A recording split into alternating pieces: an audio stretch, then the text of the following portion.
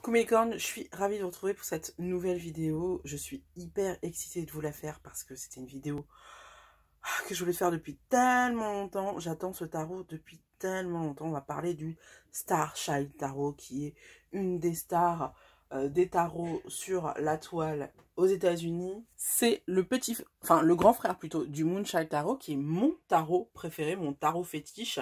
Donc voilà, je suis vraiment ravie de découvrir celui qui a été créé avant par la créatrice du tarot, du Moonchild Tarot. Donc voilà, sans plus attendre, on va commencer la vidéo parce que je n'attends pas, j'arrive pas à attendre. Voilà.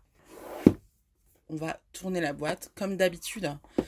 Les éditions Arcana Sacra ont fait un travail de dingue parce que la boîte est juste magnifique. Il n'y a rien qui a été laissé au hasard. Vraiment, comme d'habitude, c'est magnifique.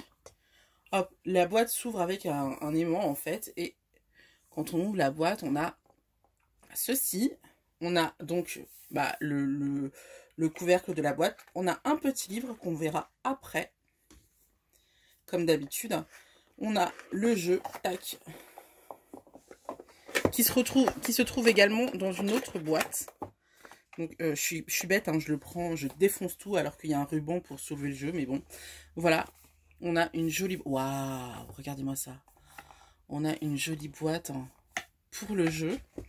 Et chose que j'ai vue avec la vidéo justement d'Arcana Sacra, en fait, on a également un super intérieur. Donc rien ne nous empêche en fait finalement de juste utiliser, d'avoir juste ça dans notre bibliothèque et d'utiliser la boîte pour mettre, je sais pas moi, des cristaux, des herbes, tout ça.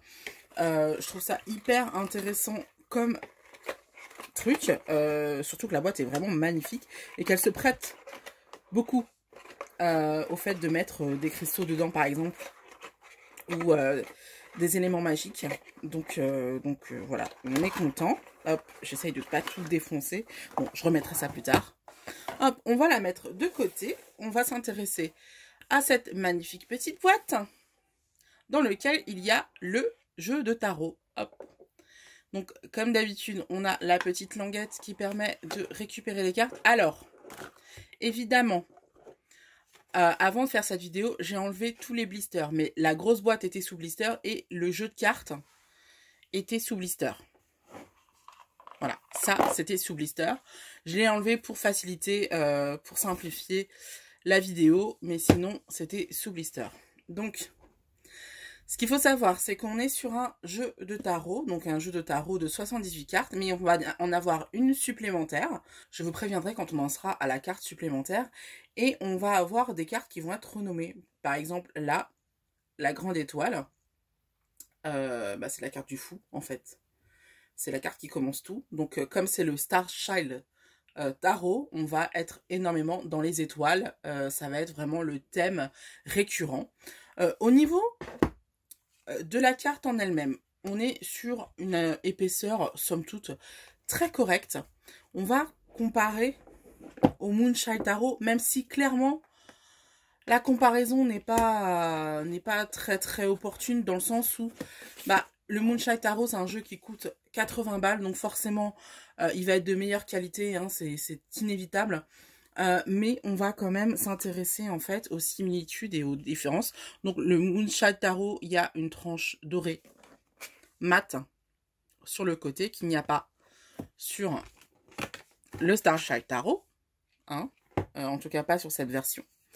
Au niveau de la taille des cartes, on est sur quelque chose de très similaire. Hein. Alors attendez, on va plutôt faire comme ça. On est sur quelque chose de très similaire et ça tombe bien parce que pour moi, c'est la taille idéale des cartes. C'est une des raisons pour lesquelles j'aime tellement ce tarot, c'est que j'adore la taille. J'aime beaucoup les cartes qui sont grandes et larges.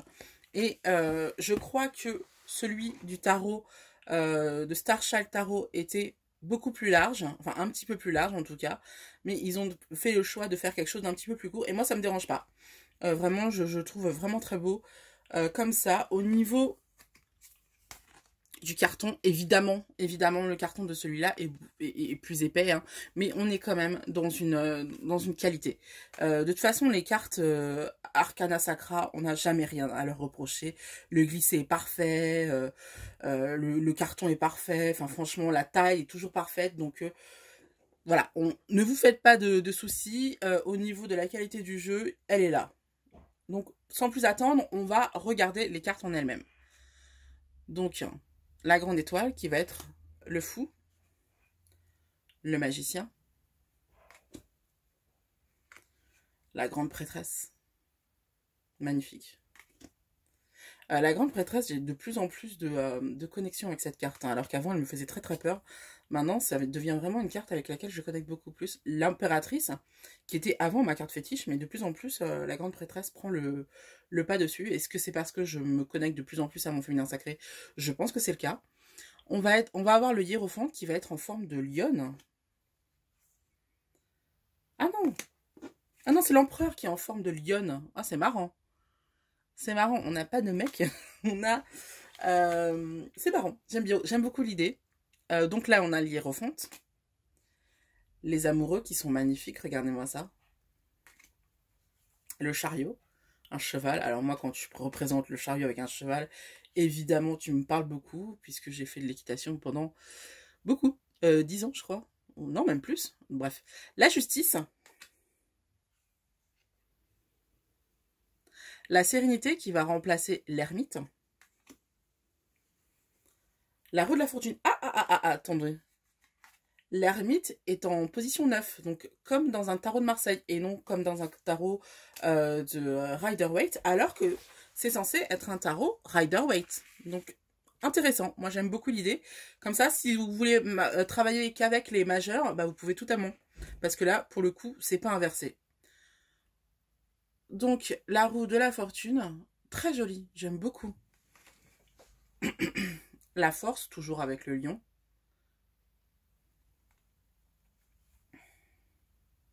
La perspective, qui va être le pendu, j'aime beaucoup. Du coup, c'est pas agressif du tout, hein, comme idée. On a l'impression qu'elles sont liées, ouais, ligotées, mais en même temps, on ne voit pas de cordes, donc finalement, ce n'est qu'elles qui se ligotent elles-mêmes. Donc vraiment, c'est vraiment une question de perspective, hein. La transformation, qui va être la carte de la mort, magnifique. La tempérance. L'oppression, qui va être la carte du diable. Donc on est vraiment dans un tarot hyper rassurant. Même la tour, elle ne fait pas si peur que ça, même s'il y a des éclairs. Elle fait pas si peur que ça. L'étoile, ça c'est ma carte au niveau numérologique. La lune. Le soleil. L'éveil, ça va être le jugement. L'univers, qui va être le monde. Et ça, c'est la carte supplémentaire. Les annales akashiques. Donc, à savoir que le jeu est largement basé sur justement ces annales-là. Donc, les annales akashiques. Donc, forcément, ça a fait sens que ce soit la dernière carte des majeurs. Donc, on va passer tout de suite au mineur avec l'As de bâton. Le 2 de bâton. Oh mon dieu, je l'adore. Le 3 de bâton. Oh mon dieu, aussi, je l'adore aussi. Oh là là. Oh, ce jeu est magnifique, hein. Le 4 de bâton, j'ai énormément hésité à l'acheter. Parce que je me disais que j'avais peut-être pas forcément besoin d'un autre jeu, mais je regrette absolument pas, il est magnifique. Je crois que ça va être mon nouveau compagnon pour cet hiver. 5 de bâton. J'aime beaucoup. 6 de bâton. Sur ce 6 de bâton, je vois pas beaucoup la notion de succès, tout ça, de triomphe. Bon. Le 7 de bâton. Avec encore un faux à côté. Le 8 de bâton. Le 9 de bâton. C'est trop beau. C'est même trop beau, quoi. Le 10 de bâton. Le 10 de bâton est vraiment magnifique. Hein. Mais on a un côté de légèreté, contrairement à ce qu'on pourrait escompter. Donc, le page de bâton. Oh, le cavalier de bâton, il est magnifique. Enfin, un mec. La reine de bâton. Trop belle, oh mon dieu. Vous avez vu, elle a un limier à côté d'elle. J'ai cru que c'était un cheval. J'ai cru que c'était une centaure. Je me disais, mais what the fuck? Pourquoi? Comment? Mais en même temps, trop beau. Le roi de bâton.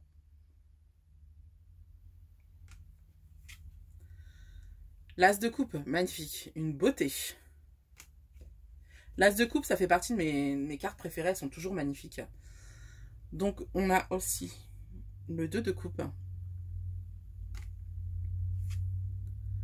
Le 3 de coupe.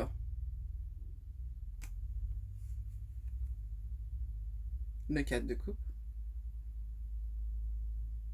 Ouais, on sent bien ce côté lassitude. J'aime bien.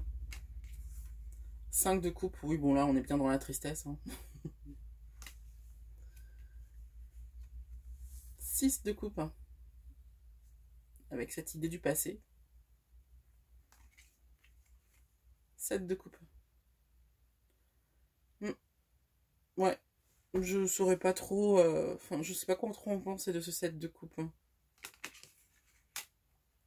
8 de coupe. Alors, elle regarde ses coupes.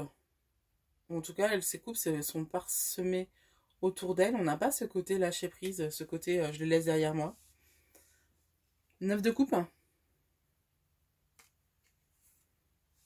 10 de coupe.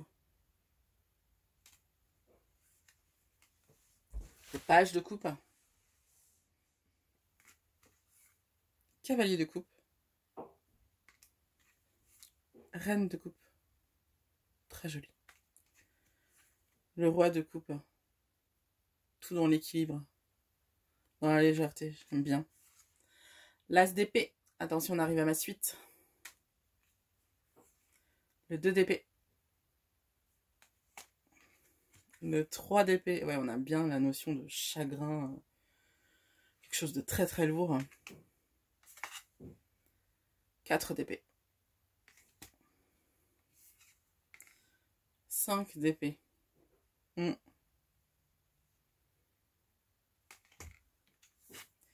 6 d'épée.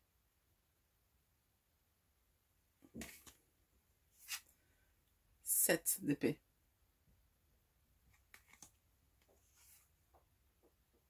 8 d'épée. Le 9 d'épée. Ouais. Le côté cauchemardesque, je le vois pas trop. Mais c'est pas grave. 10 d'épée. Donc là, on est plus dans la guérison que dans l'idée qu'on a été blessé. C'est vraiment un tarot très rassurant, très feel good. C'est un doudou deck, tout bêtement. Le page d'épée. Il n'y a aucune carte qui sont vraiment effrayantes, en fait. Le cavalier d'épée. La reine d'épée. Et le roi d'épée. Très impressionnant, très charismatique, je trouve. On finit avec la suite des cristaux, qui va être la suite des pentacles. Avec l'as. Le 2 des cristaux. Le 3 de cristaux. Encore un félin. Beaucoup de félins dans ce jeu. Le 4 des cristaux. Le 5 des cristaux. D'accord, on a cette lune qui part, qui semble nous échapper. J'aime bien. Le 6 de cristaux.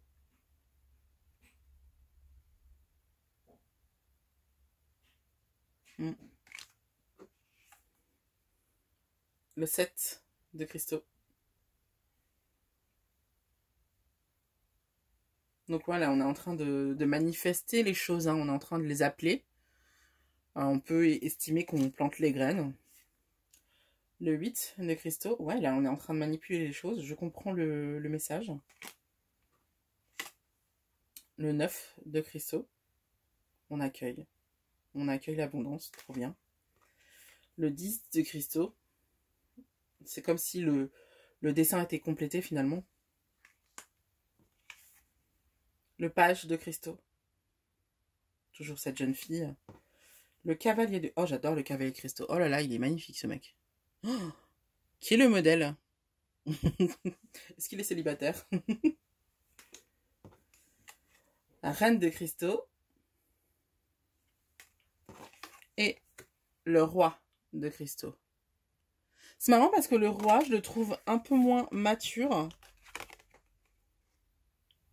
que le cavalier de cristaux. Mais c'est vrai qu'il a l'air plus... Quoique non, je sais pas s'il a l'air plus charismatique.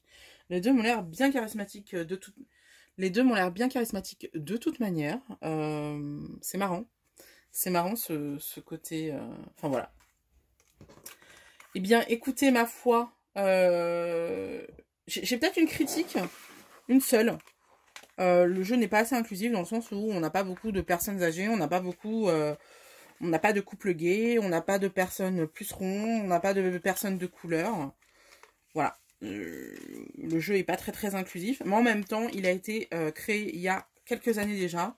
Le Moonchild Tarot est beaucoup plus inclusif parce que bah, c'est un second jet, donc forcément, on corrige les erreurs qu'on a pu faire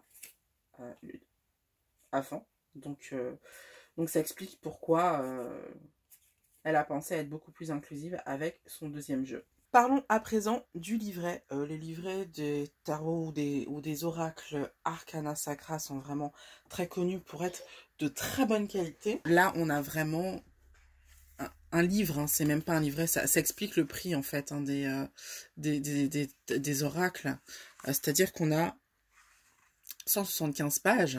Donc voilà, on a quand même un petit livre hein, pour le coup. Il est à peu près de même calibre que celui pour le Lightseers Tarot. S'il y en a qui l'ont eu, voilà, c'est à peu près, on est à peu près dans les mêmes eaux. Bon là, il y a 20 pages de plus. Il est un petit peu plus petit, mais franchement, de pas beaucoup. Par contre, il est beaucoup plus fin, par exemple, que celui pour la sorcière sombre, enfin la déesse sombre, pardon, l'oracle de la déesse sombre. On est sur quelque chose de beaucoup plus fin. Voilà ce qu'on peut y trouver à l'intérieur. Donc on a un livre vraiment en couleur avec des pages avec le même dessin qu'on peut avoir au dos des cartes du tarot. On a un petit mot sur l'auteur. Après, on a une petite incantation ou prière. Là, on a toutes les informations pratiques sur la maison d'édition. Et puis, on va commencer avec le sommaire. Donc, on commence avec une introduction.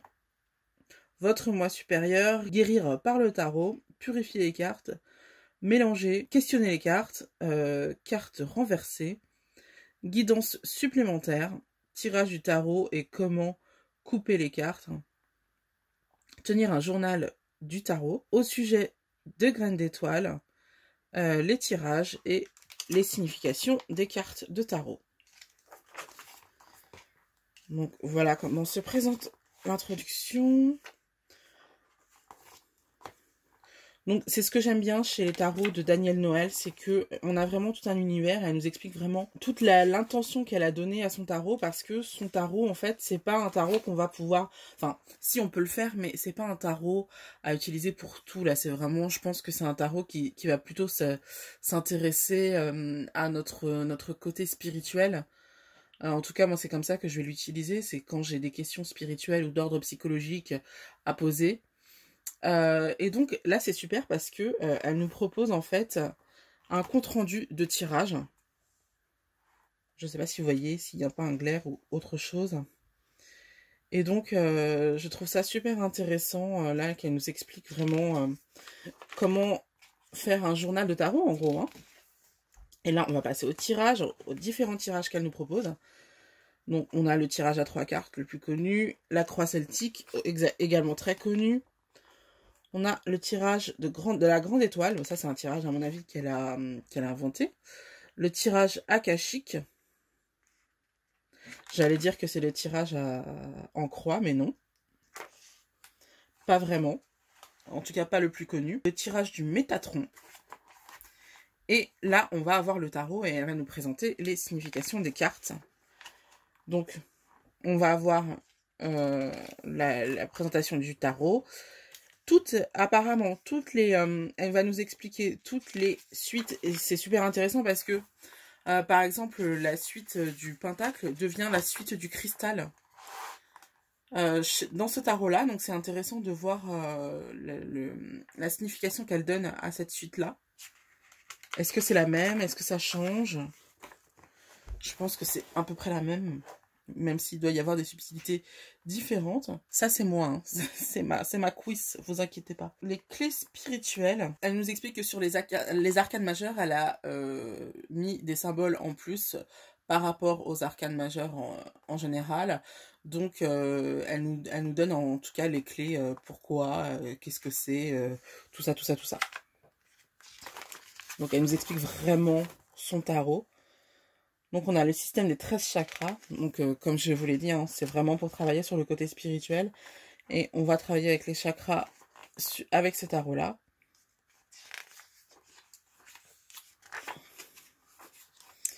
Et là, elle va nous présenter la signification des cartes. Pour les cartes majeures, en tout cas, on a une double page avec les clés additionnelles qu'elle va nous expliquer. Donc, super intéressant.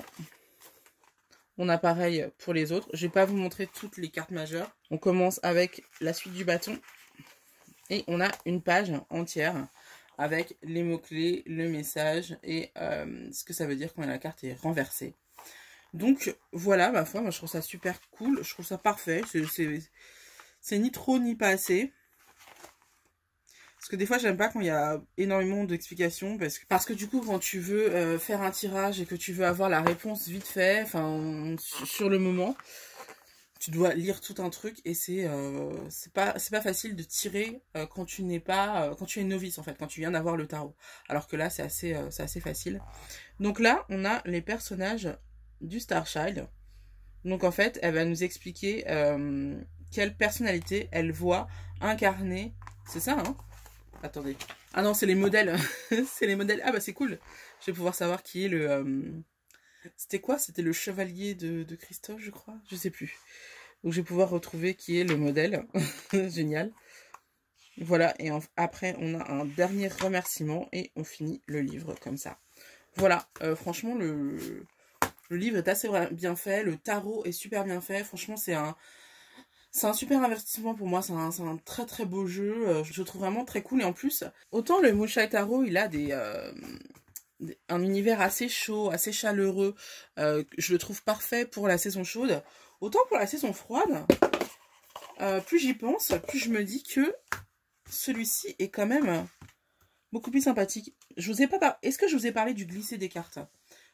Il est magnifique, hein. Il rend les tirages des cartes assez fluides. Contrairement à celui-là, j'ai mis plusieurs mois à faire en sorte que les cartes se détachent bien. Alors que celui-là, vraiment, ça glisse comme dans du beurre, comme dirait l'autre. Donc voilà, non, j'aime beaucoup ce tarot. Les deux tarots, je les aime énormément. J'ai toujours ma préférence pour le Moonshine Tarot parce que voilà, il y a ce côté chaleureux que je préfère. Mais pour la saison froide, pour des questions beaucoup plus métaphysiques, je trouve que ce tarot est vraiment très très bien. Donc bah voilà, c'est ce que j'avais à vous dire sur le Starchild Tarot.